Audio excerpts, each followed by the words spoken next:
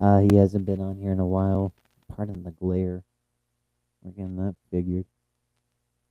All right, but yeah, Uncle B's back. Um, he's here to help with some college basketball, and we've been wanting him back. So hopefully you guys were too. You want to say hi to the people? Yeah, sorry guys. It's been busy, very busy, and trying to figure out a laptop situation because I don't know where my wife Megan's laptop went. So we figured this out thanks to Jer and his mom Emily. So good to be back. You will have one come Easter when we come see you. We're gonna bring you one. Mm-hmm. That'd be good because then I can be a little more regular, hopefully. So the right now going on in the we're just gonna cover two, make it quick. It's late for both of us, so Ow! that notification page. Right now, Iowa State is playing Arizona, where Arizona's leading that game 37-25 at the half, and then Duke beat NC State earlier today, 93 to 64. Cameron Boozer at 26 points, 9 boards. And if you remember, Dad, we both called him being probably player of the year. Yeah, yeah, I agree.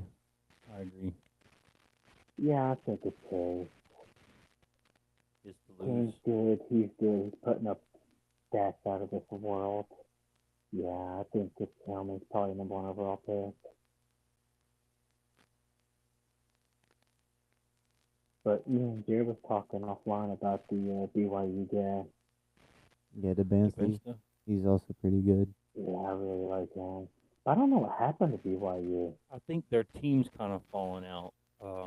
And typically, it's kind of like the Heisman, in my opinion. It kind of goes to Yeah, the best player on the best team, yeah. which I think as this thing goes forward, I think Boozer's kind of separating himself. We talked last week, Jared, about Patterson at Kansas, how he's kind of been here and there with his playing time, and not deciding right before a particular game that he's not going to play.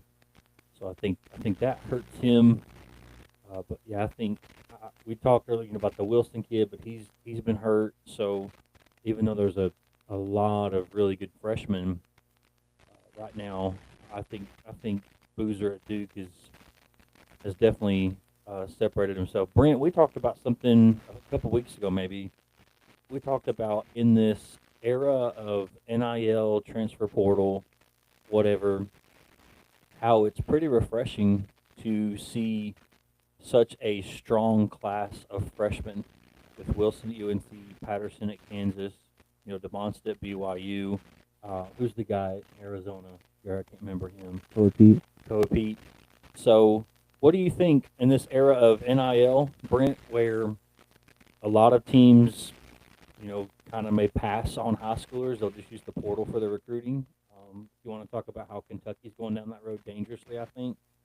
How refreshing is it to you to see, freshmen leading the way and us talking about freshmen in this area of college basketball? Something we've not done since maybe Calipari, 5 or 6 years ago at UK.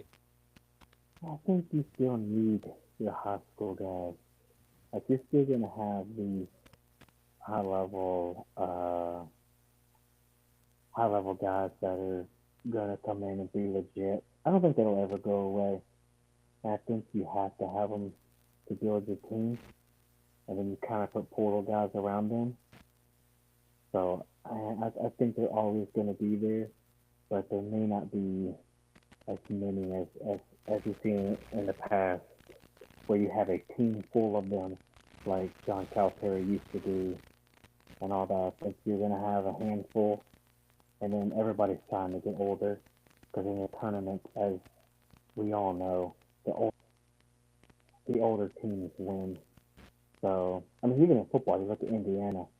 I mean, they're an older team. So I think you're always going to have them. I think it's just not going to be as many, if that makes sense. Yeah, it makes perfect sense. For both of you guys, it's interesting that arguably the best player in college basketball, last year and this year, one are going to come from Duke. Last year being Cooper Flag, this year being Boozer, and both these guys being freshmen. So I think it's super important, and I think it's definitely interesting that in this era where the portal is what it is, NIL is what it is, but I think it's great that we're still seeing the vital importance of freshmen and high school recruiting playing such a role because you're looking at perhaps 2 years in a row again of a freshman being the best player in the country. And then I think Duke, I just did some extra research here. If Boozer goes #1 overall this year, which he most likely will, um, Duke will be the second university of all time behind Duquesne University to have back-to-back #1 picks with Flag and Boozer. Duquesne had Sugo Green in 1956 and Dick Ricketts from 1957. It's been almost So, 70 years since the school's put two #1 picks back to back in the draft. mm-hmm. I would have Which never is guessed that. That's That's why people crazy. come here. That's why people come here to get their sports knowledge, right? Oh yeah. and I've then seen it. what? All right, you guys are the college basketball, so if you'll allow me to play host for a minute.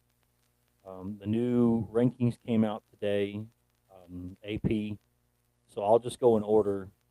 But I want to hear you guys' thoughts on who's maybe where they need to be, who's overrated, who's in trouble, those kind of things. So uh, Duke, Arizona, Michigan, UConn, Florida, Iowa State, Houston, Michigan State, Nebraska, Texas Tech, Illinois, Gonzaga.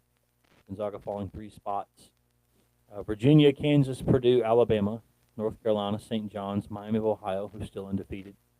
Arkansas, they're 20.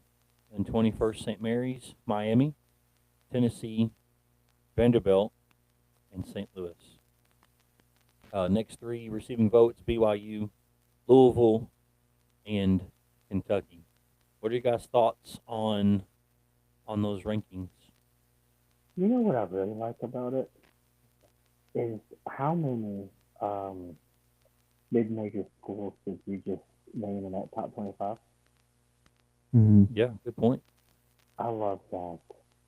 And that's another thing you got to think about when you use the transfer portal. It helps those guys, those teams. When you talk about the freshman class, how you have to develop freshmen and develop them and then build around them with transfer portal. That's what stands out to me. That's why I like the most about it. But I think the top 4 are head and shoulders with everybody else. I'm going UConn to be a national champion, and I think it's about right. I'm not sure about Gonzaga. If I had to pick one, they're kind of overrated, but that's just my opinion. What do you think, Jeff? Yeah, I think I agree with you. The top 4 is pretty much accurate. I think the Duke Michigan game proved that there's probably no team better than Duke right now in the country. Um,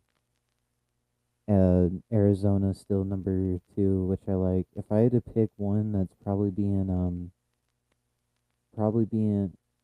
one team I think could be sneaky is Florida. I feel like those six losses next to their name has kind of kept them quiet, but I feel like they've had a quiet rise to #5. Um, and if I had to give one overrated team, um, I mean, it might sound a little crazy, but probably Miami, Ohio, just because of the talent that they have played and the talent that has given them issues. Like their most recent game against Western Michigan, they won that game by a buzzer beater.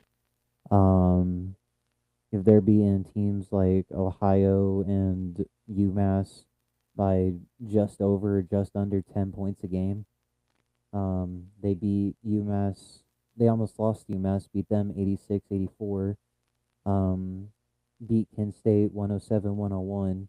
Beat Buffalo 105-102. So a lot of people probably won't be happy with that because they want the Cinderella story thing back so bad. But if I had to give one overrated team, it'd probably be Miami, Ohio, just with the talent they have faced. Who Yeah, do they Brent. play? Who do they play in the non-conference? That's what I want to know. Because the MAC is, I mean, it's in the major school, so that's in itself. But I just wonder who they played in the non-conference. Um, they've played Trinity, Illinois, Mercyhurst, AR Pine Bluff, UNC Greensboro. I guess that's Indiana East, IU East. Maine, UNC Asheville, Eastern Kentucky, Wright State, Milligan, Akron's in the MAC, right? I think in the MAC Yeah, so Nope, nobody. nobody. played. With all due Great. respect, nobody. Yeah, they Cupcake University. Sorry, but that's what it is. So yeah, I think that's a good pick. It's being overrated. I just kind of think Gonzaga's overrated. Mm-hmm. It's funny. We talked about this the other day on the phone, Brent. Not uh, just me and you. We talked about that there's those four teams that are literally a cut above everybody else, regardless of what order you put them in: Duke, Arizona, Michigan, UConn. Um, Mm-hmm. I think I think Florida's closing that gap, as Jeremiah said perfectly. That six in the loss column beside them is kind of deceiving because they had a brutal schedule, but they are owning the SEC right now. And Brent, as you know, they've got a game this weekend, I think, right, against our Kentucky Mm-hmm. Wildcats at Rupp. Mm-hmm. Um, but yeah, it's hard to argue. I know you're kind of, I guess, maybe forced as a voter. I mean, you got a team that's 29-0 to kind of give them a little bit of, respect, which maybe some of that's due, because 29 games, it's easy to slip up. And Jared talked about some of those scores where Mm-hmm. they almost did, but it'll be really, really interesting.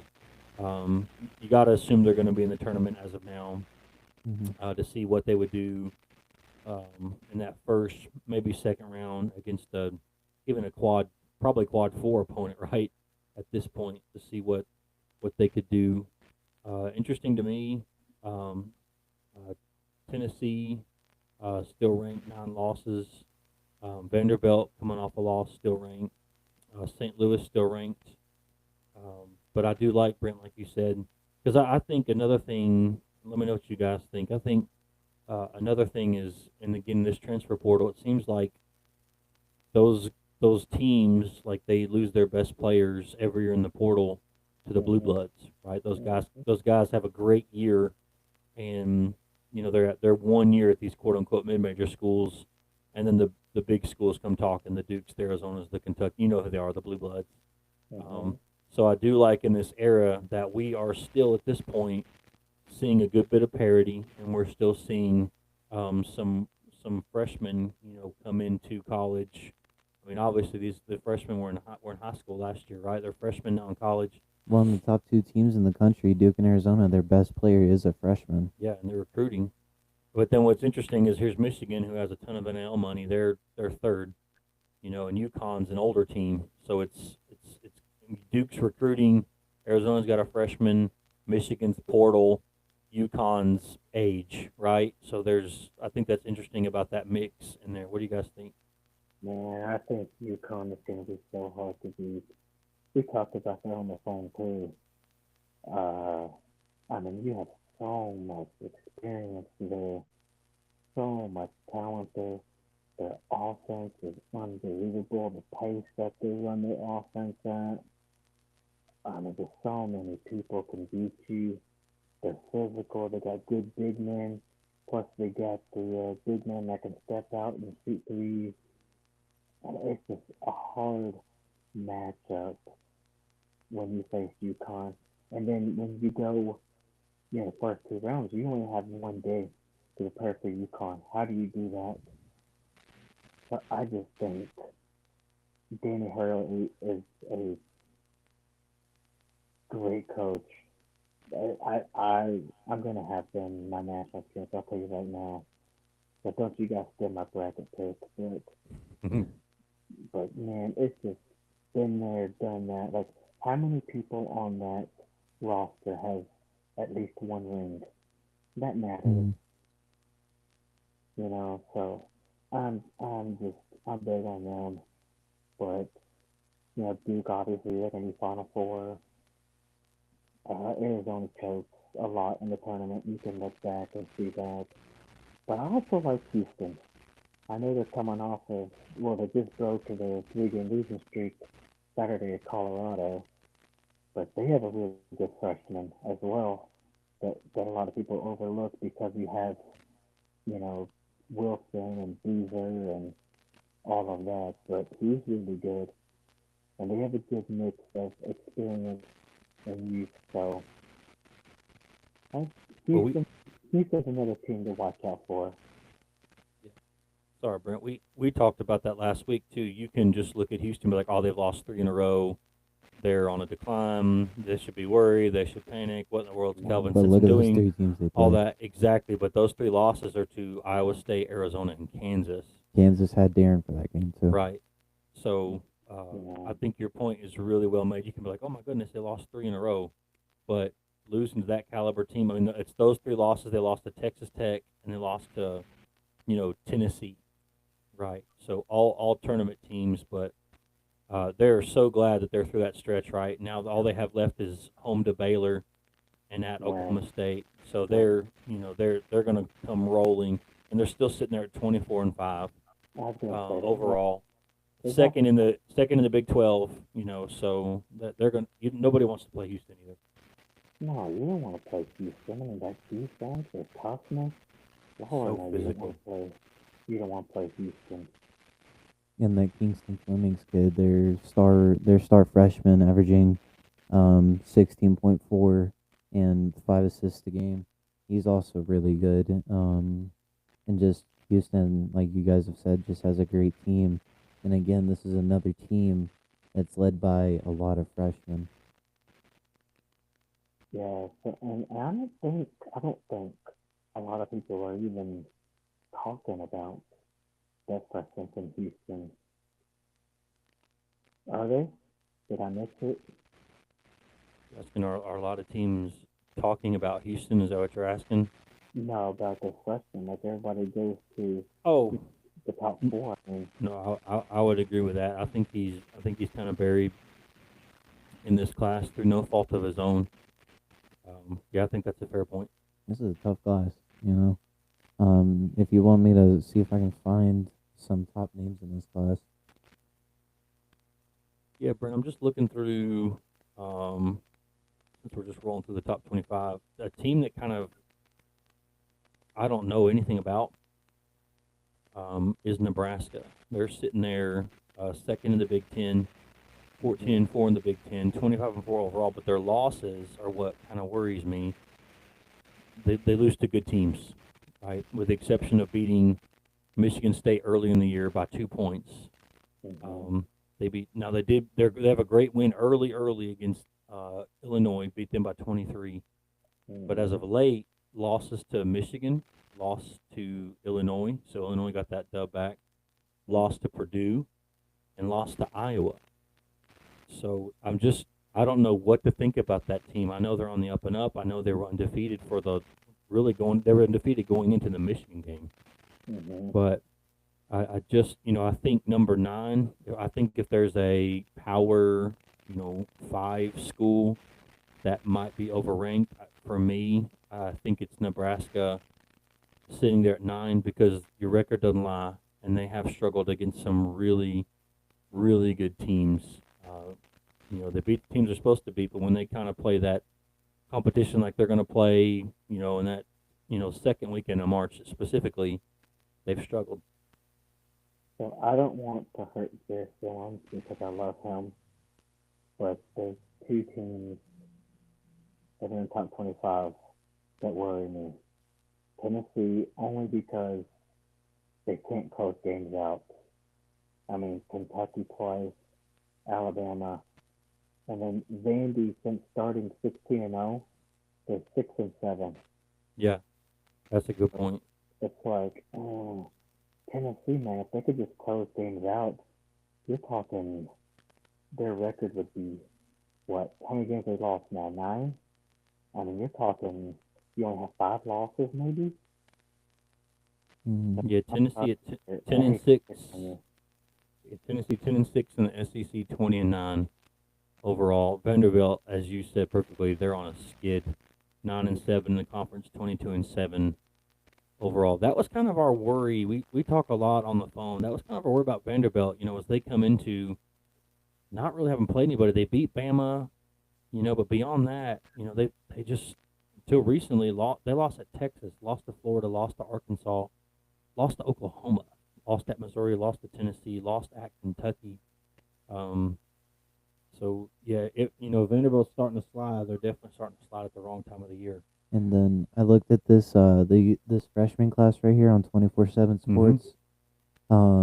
This class had 15 15 5 stars. The top three ranked were Darren Peterson, AJ DeBansta, and Cameron Boozer, all three of which were rated a perfect 100 on perfect 100 and 24/7. And then the top 150 players on here are all 4 stars. So that just tells you why a lot of teams in the NBA are um why a lot of teams in the NBA are tanking for this because there's 150 4-star prospects at worst available this season. So what do you think on that on how this class was rated in high school?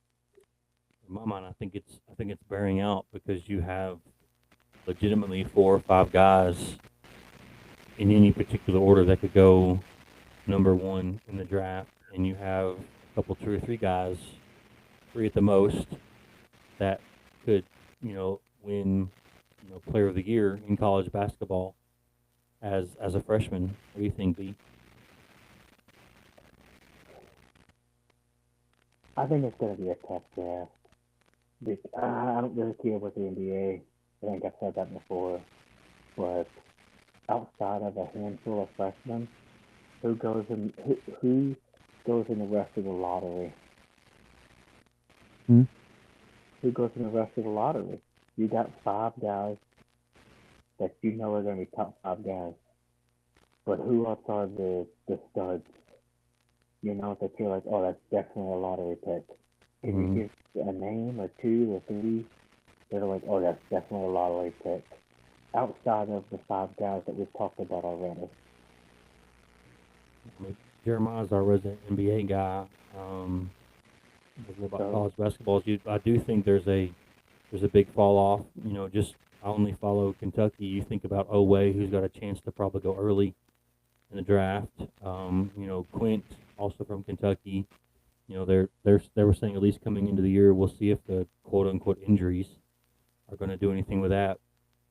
But um, I do think outside of those guys, it's maybe a top heavy it's top heavy. draft as we look at these college players who want to pursue their dreams in the NBA. Nate Ahmet, he's hurt, but he's got to put some size on. He's a small dude for Tennessee. They got to bulk him up a little bit because you can out physical and out hustle him. Pretty easy. Colin Chandler got into him. Colin Chandler at the time was struggling defensively. In that first game against Tennessee or Kentucky at Tennessee, even the commentators were talking about what a liability Chandler had been on the defensive end. Thankfully, he shored that up some. But you can get into him and and overwhelm him. So He's yeah, still projected a top 10 pick as of Yeah. right now. that's what Uncle B's saying. Like outside of these top guys, like these top 5 or 6 guys, like there's such a fall off. Like what are some other names? Maybe some Mhm. seniors, maybe some. I think you think about what's the big guy at Florida, Hal. Thomas Howell or whatever. I think you think about him for sure. But let me ask you guys about Tennessee. Again, we're not picking on our buddy Jer. Jer is a Tennessee fan through and through. And he's not a bandwagon fan, guys. He's there for the ups and the downs. There's more downs than ups. Tennessee kind of seems to struggle. I know you always think about Rick Barnes and physicality, but it seems to me like they struggle in the post. They struggle with their bigs. Seems like they're really, really relying on their guards. What do both of you guys think? What is that a recipe for as we get close to the SEC tournament and ultimately the big tournament in March, if you don't have bigs that can help you down low, and you're so reliant upon the three ball and your guards having to play pretty much perfect to carry your team as far as they may potentially go. Well, it's not just that. Outside of Amit and Jalipsy, I'm looking at Tennessee's stats right here, and I've seen it when I've watched them play. Outside of Jalipsy and Amit, we do not have an offensive threat. Yeah, those are guards, Um, Here, one of you guys just give me another college basketball team. I don't care who. Do UConn, because B's big on UConn. While he's looking that up, Brent, what do you think? I don't know if you've seen Tennessee play a lot, or you're a basketball savant, man. Man, So if you got a team, yeah, go ahead. my thing is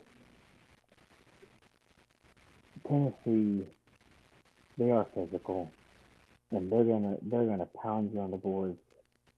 The problem is I don't think they have enough scoring. And how long is Nate Annette out? How serious is the injury? But I said it before, just a little bit ago. Like, how do you trust a team that can't close out games? Mm-hmm. They had Kentucky beat twice. They had Alabama beat there Saturday. They just, for some reason, can't close games. And that is not a Rick Barnes team. But another thing, just getting back to Florida real quick, their record is kind of deceiving because they started the year 5-4, Mm-hmm. and you can double check it if you'd like. So they've lost 2 games since then, Yeah, and so and it's kind of like Florida's Florida's legit. Yeah, mhm. And so I got UConn stats pulled up here if you want me to go ahead and list that off. yeah. Yeah, go ahead. Let me finish this up so we can go to that. Sorry, Florida's losses. Um, TCU's a bad one, but Mhm. outside of that, Arizona, Mhm. Duke, Mhm. UConn, Mhm. Missouri. That one hurts. They've got a couple bad ones. That TCU and Auburn are bad, but Arizona, Duke, Yeah. Mhm. UConn, Missouri is not a bad loss. Sorry, No, Missouri is an NCAA tournament team. no doubt. All right, go ahead now that we kind of finished that thought here. All right. So as I said earlier, outside of Lipsy and Ament, there isn't a liable scoring option. JP Estrella averages 9.4, Jalen Carey averages 7.6, and then Okapar averages 7.3. So wait, looking at that, it looks like Kentucky or Tennessee only has two guys that average double digits. Yeah, and then Okay. looking at UConn, they have five guys average over 10 points. Solo Ball, Terrace Reed Jr., Alex Yeah. Carbon, Braylon Mullings, and then Silas Damari Jr. are all five of those guys average over 10. And then that's what I've noticed too. I looked back at when Tennessee had Don Connect just a couple years ago and when they had Ziegler and Chaz last year. This was the 2023 team. This was the Dawn Connect year.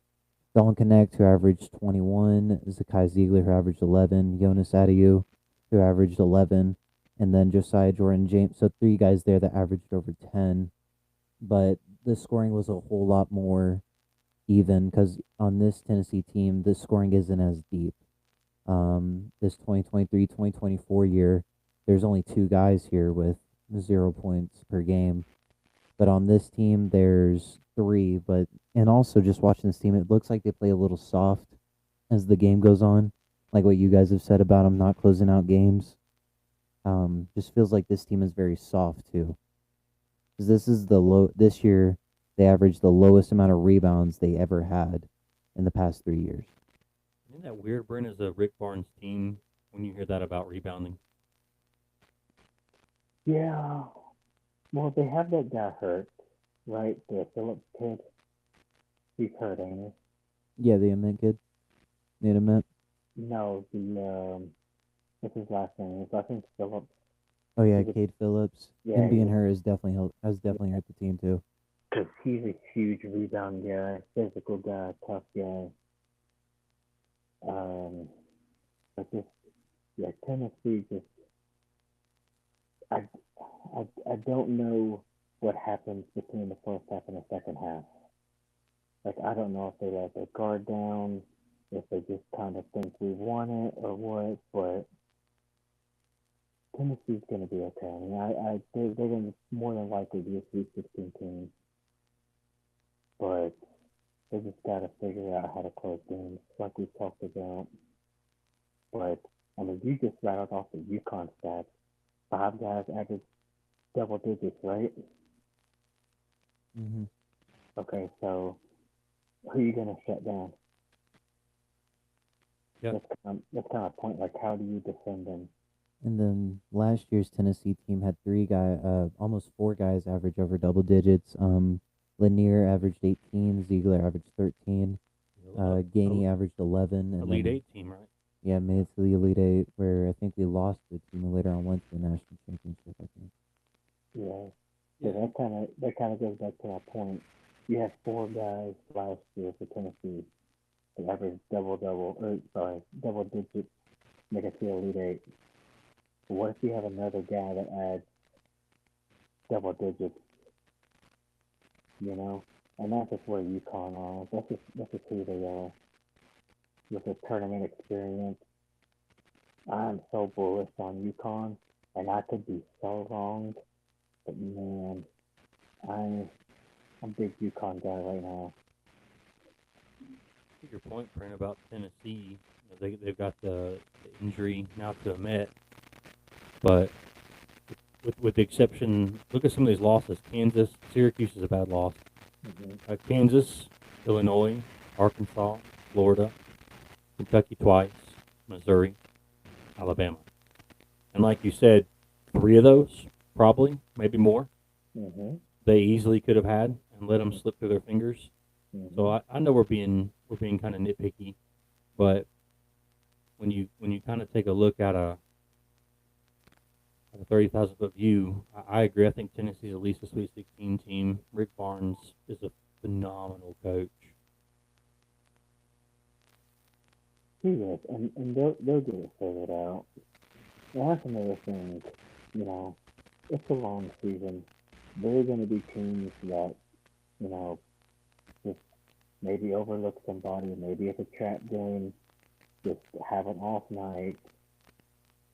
So, I mean, you can go to Kentucky. I mean, you know, we talked about this before on the phone, but they had Missouri down by 8 with under 4 minutes and Yep. lost. Yep. So, I mean, it's easy to let your guard down. Not The just same thing against Georgia, didn't they? Almost identical. And Auburn. well, I'm gonna get fined $25,000 for this, but that was a very bad call. Yep. But I yeah, know. they did lose that game. But just Kentucky, you don't know what team is gonna get. Team that can beat Tennessee twice. Team that can beat St. John's. Arkansas on the road. Um, Was it Leach or what's his name? They called them the Unpredictables, which is perfect. Or that the was, Untouchables, the Unpredictables. Who was it? that was Tom Hart gave him that nickname. Hart. Yeah, Yeah, love Tom Hart. I'm a big Tom Hart fan. Yeah, I mean, and then just because we're ragging on Tennessee, we could do the same to Kentucky. Like they got some bad losses, and they've been down double digits and somehow found a way to win. So they could easily be at 500, easy. So I'll just be happy if Kentucky gets out of the first round. They're definitely not a Sweet 16 team. So No, with But- them, as you said, and you can talk about the injuries to Lowe and Quint and who am I missing? You can talk about, you can talk about injuries, but they had injuries last year. Losses to Louisville, that's a tournament team. Michigan State, North Carolina, Gonzaga. Gonzaga whipped the fool out of us. That's another game. North Carolina. We didn't score the last 8 minutes of the game. so Lost by 3. Yeah, Yeah. Kentucky and North Carolina didn't score the last 8 minutes of the game. Lost by 3.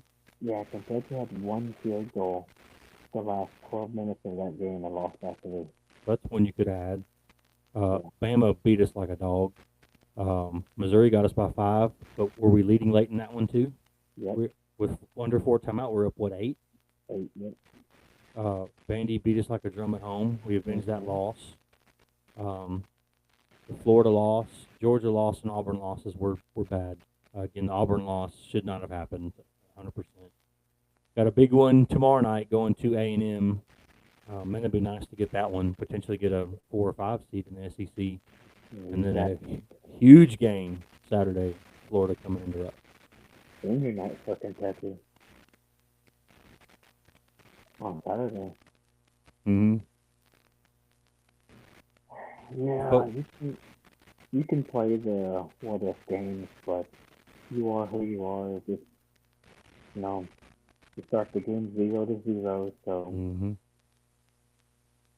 it's tough, and it is nice to think about what if, but you got to play the hand you're dealt. And I mean, another thing, you got to think about it. They were down double digits to Mississippi State and LSU, Tennessee twice. I mean, that's 4 games. They were down by double digits. Yeah, I agree with what you're saying, but I think also trends point to something too that are dangerous coming into March, right? So I know the record are what it says they are, but also they show dangerous trends. Getting down big. If you're Kentucky, if you're Tennessee, not closing out games. Mm-hmm. So those trends also they point to something that needs to be shored up, or you're going to be sitting home watching the big dance instead of participating in it. Yeah, you're not gonna advance if you can't. If you get up big, or if you get down big in the NCAA tournament, it's it's so different because those are win or go home, and there's so much pressure on those games. Well, and here's what's scary about those first couple rounds is those are teams that, for the most part, are so unfamiliar with each other, Mm-hmm. right? I mean, you have mid majors versus Power Fives, and you got those Power Five teams that are desperate. So you see those sneaky upsets. And if you get down big, like you say, well, both of you said those older veteran guard leadership teams, great coaching. They're not going to let you sneak back in. They're going to keep their Mm-hmm. their foot on your throat, as it were. Well, guys, I Mm-hmm. love you. I got an early morning, so you guys chat as long as you want to. Brent, thanks for joining us. Jared, thanks for letting your dad hang around. But I love you guys. Y'all are the best, and I'm gonna call it a night. I'm an old man. All right, me and Jill stay a little longer if he's okay with it. I gotta get up early tomorrow too, but I hang Alright, out a little longer. What's next, buddy? let me see. Um, Want to go ahead and look at some basketball games for tomorrow? Yeah, that's it. All right. I have it here as top 25. So these are your top 25 teams that will play tomorrow. Um, I'll just go down the list here and how they have it listed on ESPN. So, tomorrow at 6 o'clock. Um, we talked about them earlier, but Tennessee is taking on South Carolina.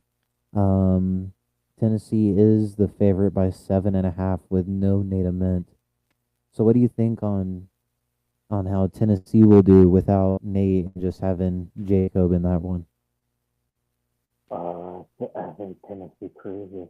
I think Tennessee wins by. If I was a betting man, I would take uh the over. What did you say? What 7.5? Is that what you said? Yeah, 7.5. Take over. I think they win by 20. South, Yeah, South Carolina's so bad. yeah, they're So 3-13 in the SEC and 12-17 overall. yeah, so So that's the one where you can kind of just enjoy the. Or you should be able to just enjoy that game here. yeah, but that's the thing as a Tennessee fan, you never know. My friend he sent me something on TikTok. It was like life as a Tennessee fan. We're not good enough to where we run our mouths, but we're not bad enough to where we can say we suck. So it's just constant mediocrity and staying quiet so we can see what we can do. Because we're always anywhere between 15 to 25 in the rankings, unless it's softball or baseball. But our baseball's mid right now. Yeah, Our basketball's mid. Our football was mid. Our only elite sports this year has been softball and track. we're top 5 in track, and right now we're number 1 and undefeated in women's softball. So that's how that's going for us. Yeah, Tennessee baseball they've dropped who was it? They dropped the series to I think it was some Kent State. was it? Yeah, that's Tennessee. You're right. We lost that series. There's no way we should have lost that series. Mm-mm. I was like, how do we lose to Kent State? We just bombed another team. Like, what's going on? Yeah, but then again, you got a new head coach. Mm-hmm. Tony Patel ain't there no more. So it might take a little bit to get adjusted, but Yeah. Tennessee's got ton of talent. Yeah, it's still a little weird without Tony Vitello in the clubhouse. So, and it just feels weird right now watching Tennessee because I forgot that Tony Vitello went to San Francisco. So I'm Mm-hmm. like, how are we ranked 19th with Tony V? And I was like, oh right, Yeah, Don. he's in Florida right now. So anyway, the next game is Alabama Georgia, but get this, that game's in Athens, but Alabama's only a 1.5 favorite for that one.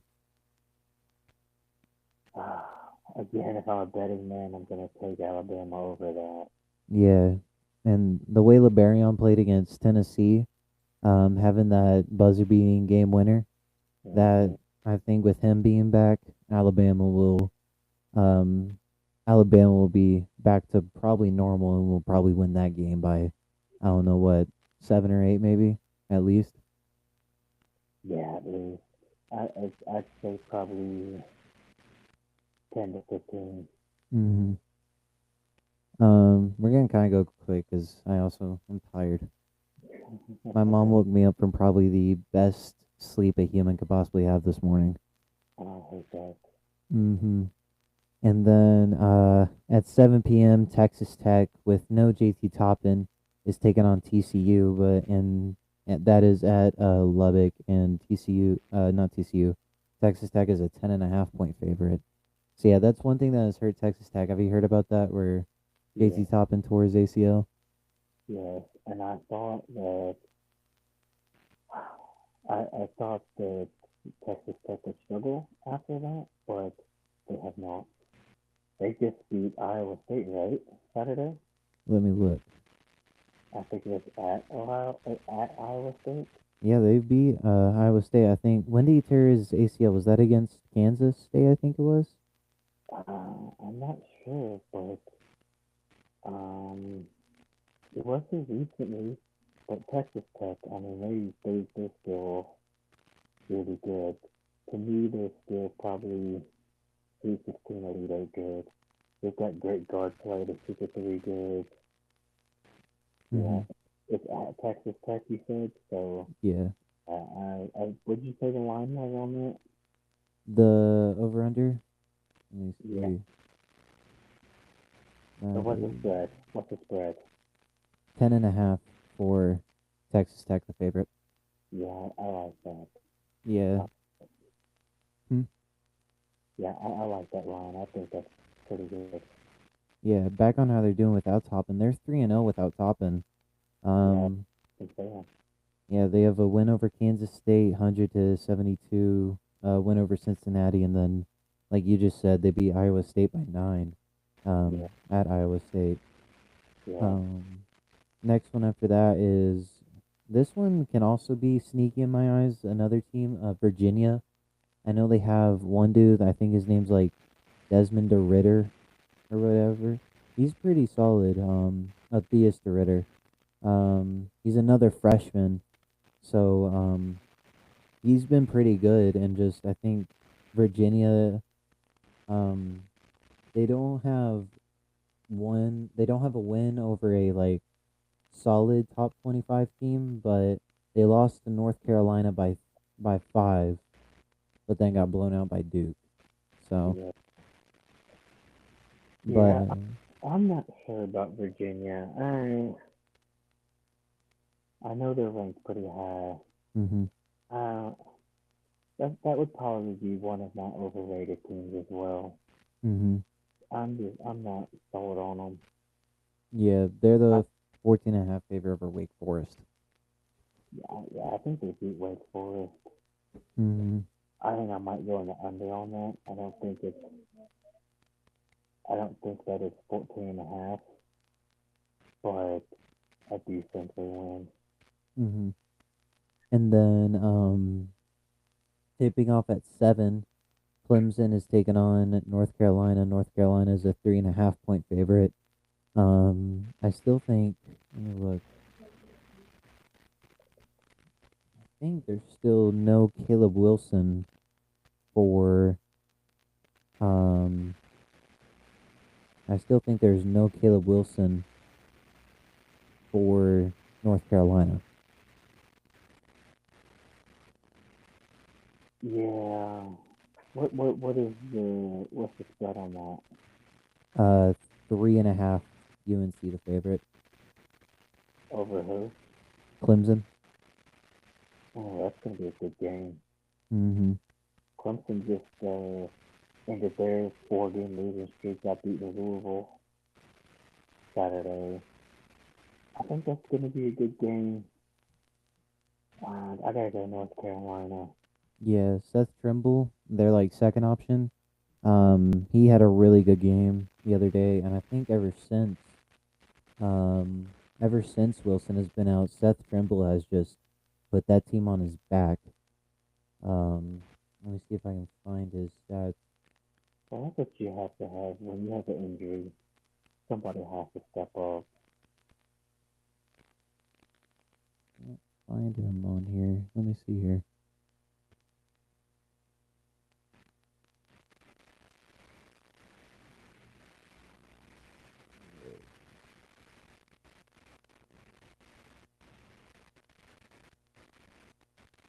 Yeah, in their last 2 games, UNC, where they played Virginia Tech and Louisville, Trimble has had 50 points between both games. He had 30 against Louisville and then 20 against Virginia Tech. So what do you think on that, having that, for UNC to have that second option with no Caleb Wilson? Well, like I said, you have to have somebody to step up. Mm-hmm. And North Carolina's talented enough that they have other guys that can step up and carry the load. Because what? They won both of those games, right? Mm-hmm. Yeah, so no, I'm not worried about North Carolina. I think they win that game. All right.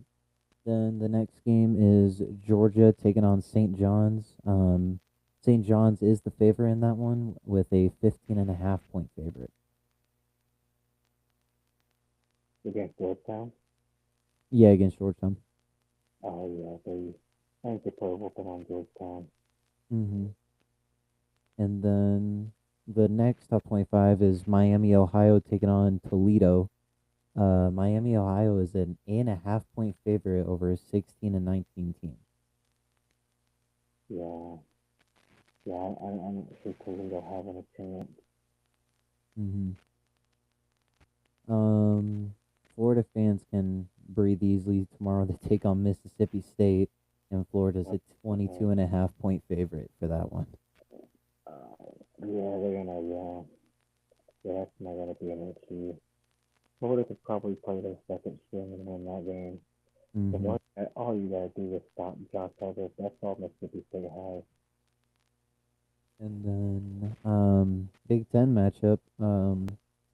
Oregon is taking on Illinois, with Illinois being the 19.5 point favorite. I think as long as Illinois is that Keelan Wagler kid, they'll be just fine.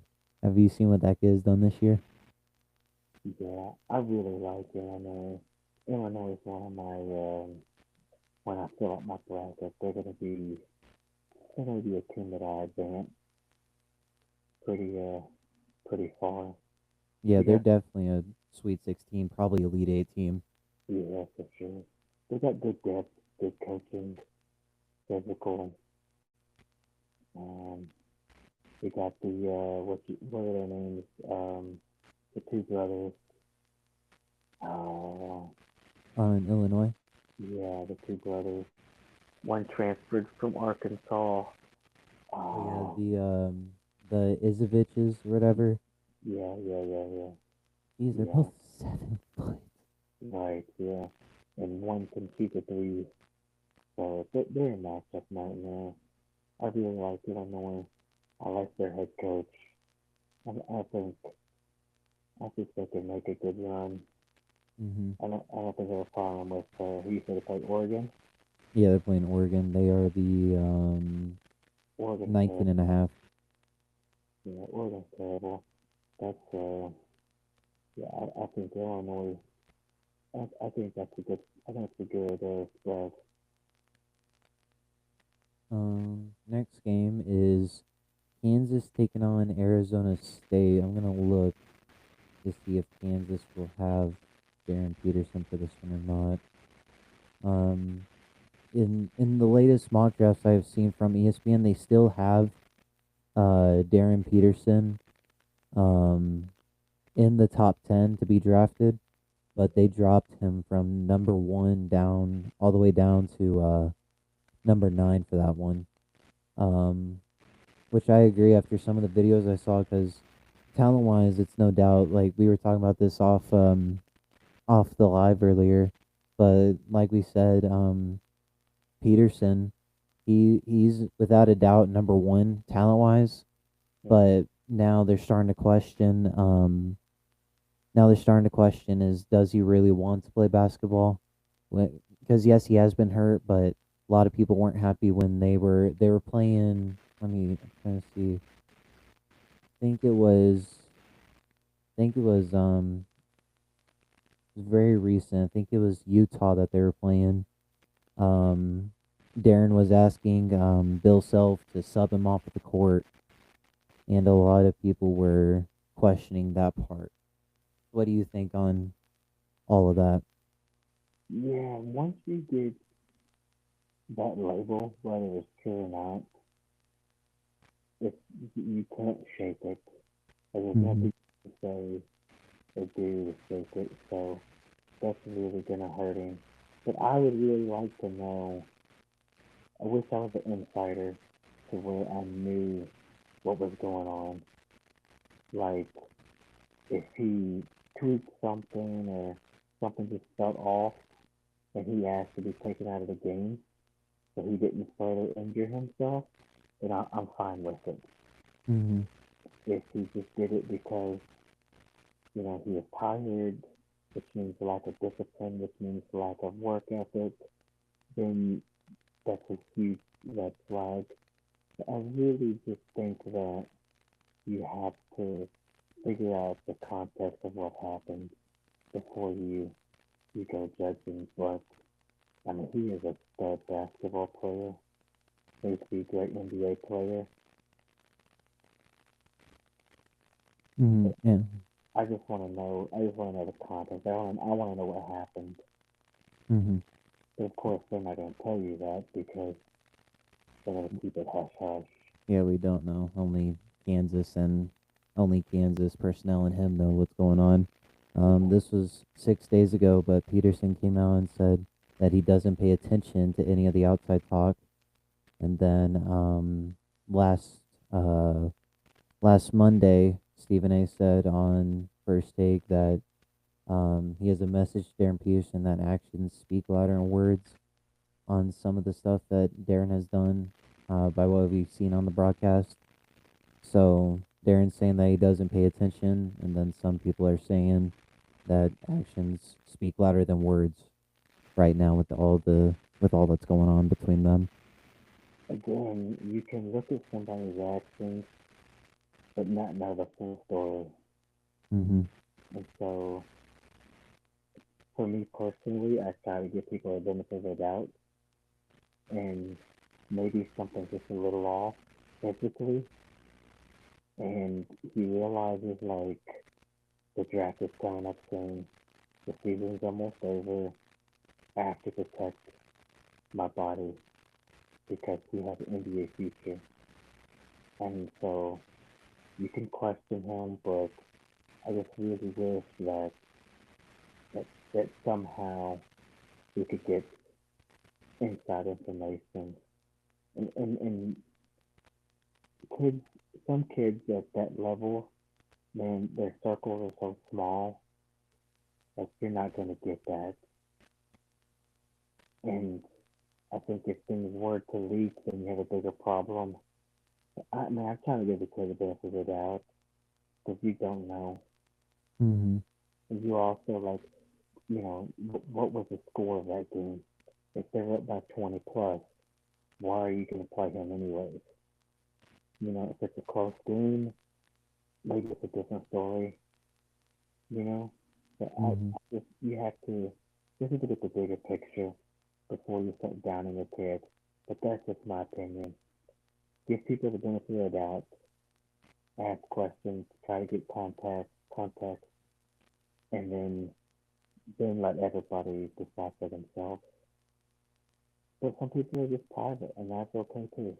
Mm-hmm. And again, he's also a freshman. This Yeah, time a year ago, he was probably preparing his bags just to go to Kansas yeah, and get ready to play for this season. You know.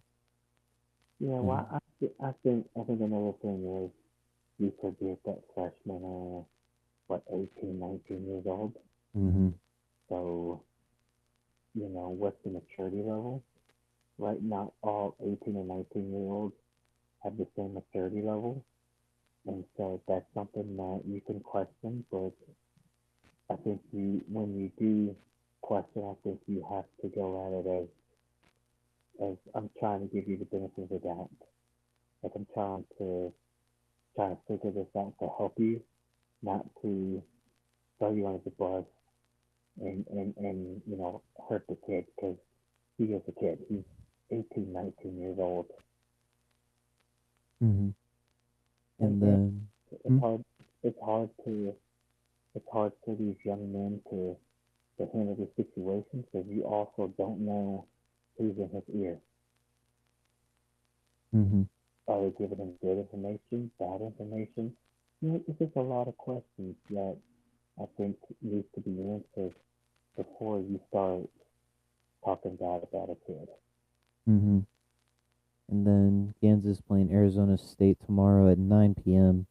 Um, Kansas is the favorite by 5.5. So if I had to guess with that type of spread, that would mean no Peterson.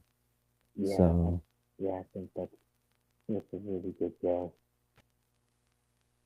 I think Kansas is good enough to take care of Arizona State without him. Mm-hmm. I think they have one kid, or I can't remember his name, but there's another one that they have. I think his jersey number is 14. I mean, he's been pretty good for them. A few times when Peterson's been out, he has been there. Melvin Council Jr. Um, for them, he's number 14 as a senior. He's been like their second option this season whenever Peterson has been out. Um, whenever Pearson has been out for them. But yeah, outside Pearson, they have three other guys that average 10 plus, like we were talking about with the whole Tennessee thing earlier. Mm-hmm. So Kansas is just fine with or without him, but he does make them a better team, though. Oh, absolutely. But it Hmm. goes back to Caleb Wilson being injured. Somebody Trimble, you Hmm. know, who stepped up. So Kansas has enough guys to pick up the slack, and Arizona State's not good, not a good basketball team. So I think they're fine there. Hmm. And another thing is you gotta think about, you know, maybe the kids tweak something and they're like, you know what, let's just rest you for March, and Hmm. that's fine. But you just you have to have answers, and I'm not trying to down a kid when I don't have all the information. Yeah. Next top 25 matchup is Vanderbilt Ole Miss. Like we said, I think we said it earlier, but Vanderbilt has been on a slide recently. 22-7 overall, 9-7 in the SEC. So all seven of their losses have come from within the SEC. Mm-hmm. But Vanderbilt is still a 6.5 favorite against Ole Miss, who's 12-17, 4-12 in the SEC. I'm taking over on that one. I think Vandy wins that one pretty handily. Ole Miss is like, who do they have? Vanderbilt. They no Ole Miss. Oh, They don't have anybody to match Vandy. So I mean, Vandy, you got the Miles kid, you got the Turner kid, or not Turner, sorry, Tanner kid. Um, you got a couple of those big men. Yeah, I think Vandy handles that one pretty easy. yeah. It's looking like with Ole Miss, if you just take out AJ Store and Malik Dia, um, you have Ole Miss beat. Um, Store and Dia average. Store averages 15.1, and Dia averages 14. Um, Outside of that, they only have one other guy who averages 10 plus. Elise Carmodine. He averages 11 points, but all three of these guys get average 30 minutes on the court. Yeah, Vandy has too much firepower because Vandy also has that nickel kid who can shoot lights out from three. So yeah, I think Vandy has too much firepower for that. I think Vandy wins pretty handily. And then last top 25 matchup is the of the day tomorrow will be number 9 Nebraska traveling to play UCLA. Nebraska is only a 1.5 point favorite for that one, Oh, that's but great. That's I great. think Nebraska's gonna smash that. I do too. I do too. I'm taking the over big time on that one. I Mm-hmm. think because UCLA is really struggled. They're not a good team. Mm-hmm. Yeah, I think Nebraska wins double digits easy. Mm-hmm. Yeah, I don't, Nebraska. I, I don't think it's a ball game. Mm-hmm. UCLA is 19-10 overall, 11-7 in the Big Ten. Then Nebraska's 25-4, 14-4 in the Big Ten. So I think Yeah, Nebraska will. I think it'll be a lot like the Vanderbilt game. There's just too much offense coming from Nebraska. Um, there's just going to be too much offense coming from Nebraska for that one. yeah, yeah. I don't understand how that's only a 1.5 point spread. That's crazy. I don't think there's any injuries on Nebraska as far as I know. No, I think Nebraska's been pretty healthy all year. Mm-hmm. So I think that's all I got for tonight. So might go So ahead and sign off here. hold on. I got a question. Mm-hmm. Let me get who you think won the national championship and who is your dark horse and who is your final four. All If you're right. think if you're thinking I can go first, it's up to you. Let me see here. My national champion, I'm gonna probably say Arizona. Um, because ever since who they lose to, that was like a crazy. Ever since they lost to Kansas and Texas Tech, Mm-hmm. um, they just kind of play with that chip on their shoulder. Um, so my national champion is Arizona, but what was the other one? My dark horse. Yeah. Uh, my dark horse probably Illinois. To go safe. Is like you said with those twins, and then with Wagler. Um, so yeah, my dark horse will probably be Illinois, and then my final four, gonna probably go Arizona, Michigan, Houston, um, and Duke. So as I've said before multiple times, I got UConn winning it all. I'm gonna go final four.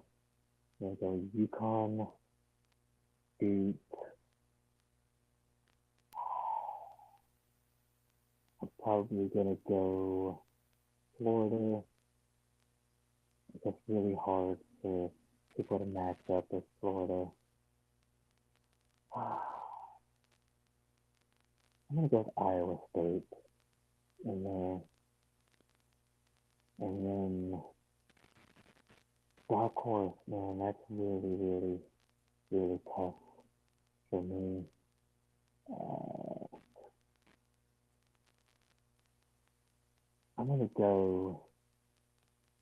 If you can call them a dark horse. What is Michigan State ranked? Mississippi State. No, Michigan State. Oh, Michigan State. They're ranked 8th. Hey, so that's not really a dark horse.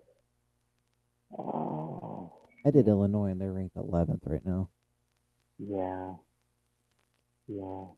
So a couple weeks ago, my dark horse was BYU, but they have really fallen off since then. Oh, I might go St. John's. What are they ranked? St. John's, they're 18th right now. 18th. Yeah, I'm gonna go St. John's. I'm Yeah, gonna go dark horse St. John's. yeah. So dark horse St. John's. UConn national champions in. UConn, Duke, Florida, and probably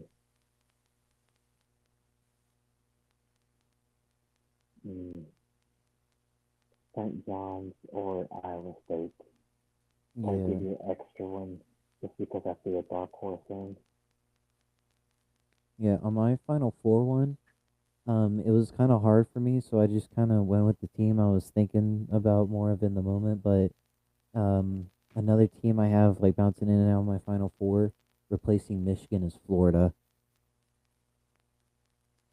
Yeah, I mean, you can't go wrong either way. Mm-hmm. I mean, I could easily swap out Michigan and Iowa State, Mm-hmm. you know, but I really, or even Florida, I could swap out Michigan for Florida, but I really feel good about UConn and who else did I say? I really feel good about UConn and Arizona. And I also feel really good about Iowa State, man. I've Mm-hmm. been bullish on them the past 2 years. They've got some older guards. They play really great defense. They also have that Joshua Jefferson dude that's like averaging a double double right now. Yeah, and So. they're just so physical. Mm-hmm. So, I mean, you can swap teams in and out, but I think there's about 5 teams that have separated themselves.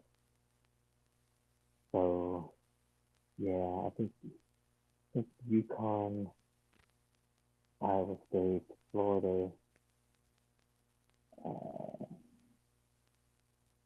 who's the other one? St. John's or Arizona.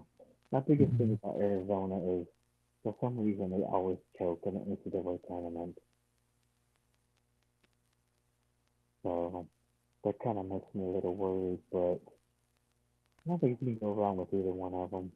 Mm-hmm. But I do like St. John's a lot as not a Cinderella, but as a dark horse.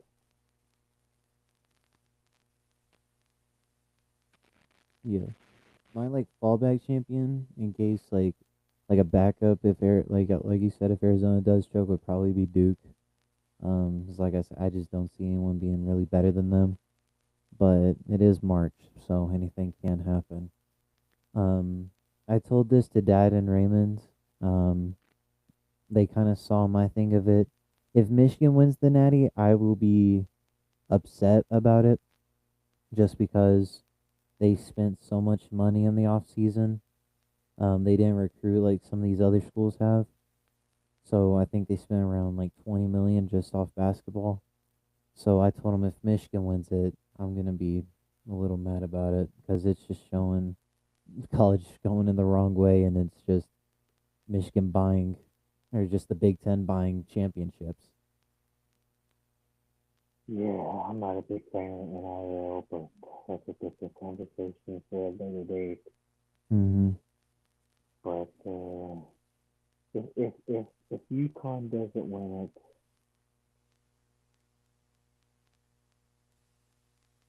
I really like Iowa State. I really like Iowa State. I think they're great guard play, like I said. They're physical and play great defense. Well coached. Big 12 is a really good basketball conference. I'd probably go Iowa State, even though they burnt me last year. But I'm still on the Iowa State bandwagon. Mm-hmm. That's all I got for tonight. So, Oh, me too, man. I appreciate you having me on, and we'll talk later. mm-hmm. All right, man. See ya. See ya.